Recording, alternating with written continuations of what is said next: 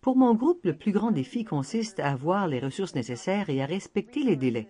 Mon groupe a préparé des outils pour l'inspection, des outils de nettoyage, un profilomètre laser, un outil d'enlèvement des corps étrangers, et cela représente beaucoup d'outils à mettre au point en très peu de temps pour un petit groupe comme le nôtre. Nous avons commencé par demander d'aller à l'intérieur pour faire une inspection visant à localiser l'emplacement de la fuite. Pour cela, nous avons créé ce que nous appelons l'outil d'inspection Mark I. C'est un outil très simple. Il a été assemblé en 2 semaines, puis immergé dans la cuve remplie d'eau pour voir si nous pouvions déterminer l'emplacement de la fuite. Ensuite, ils ont drainé la cuve et les inspections ont pu être réalisées à sec. Nous devions concevoir un outil qui nous permettait d'atteindre différentes zones de la cuve impossibles à atteindre à l'aide du premier outil. Voici un exemple de l'outil Mark II. La deuxième génération de l'outil. Il comporte un coude, comme vous pouvez voir ici, et il y a une poignée à l'autre extrémité. L'extrémité que vous voyez ici est l'endroit où la sonde s'appuie sur la paroi. Nous nous trouvons en ce moment dans une réplique du bâtiment. C'est ici que nous réalisons tous les essais et que nous donnons une partie de la formation aux opérateurs d'outils.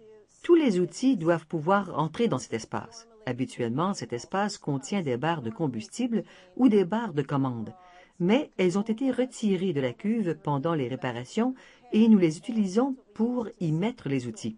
C'est très difficile. On ne peut pas aller partout.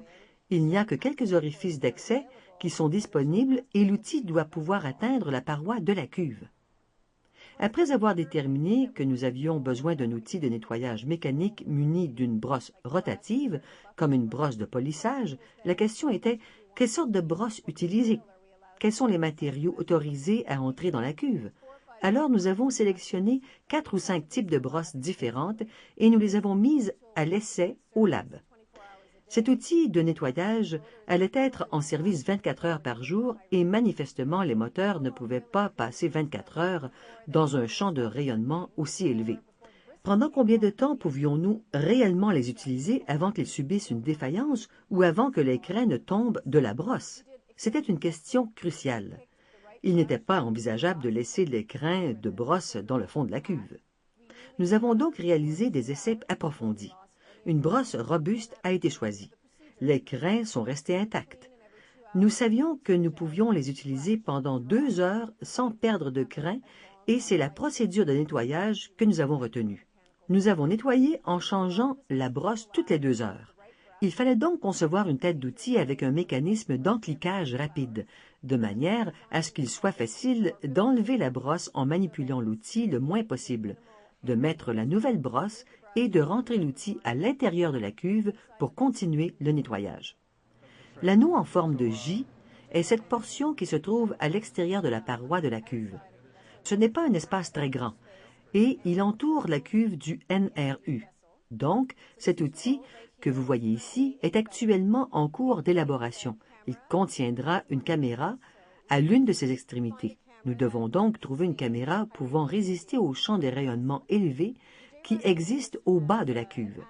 L'anneau en J présente des défis additionnels pour ce qui est de la mise au point de l'outil.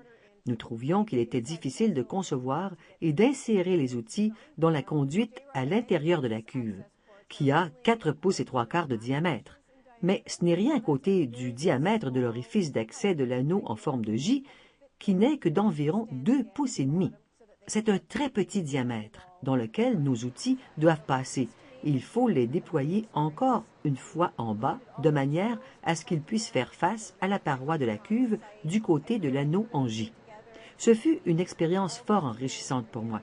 Nous avons mis au point tous ces outils. Nous les avons mis à l'essai et fabriqués ici. Tout le monde a participé. Nous avons utilisé tous ces outils et avons presque terminé. La production d'isotopes reprendra bientôt.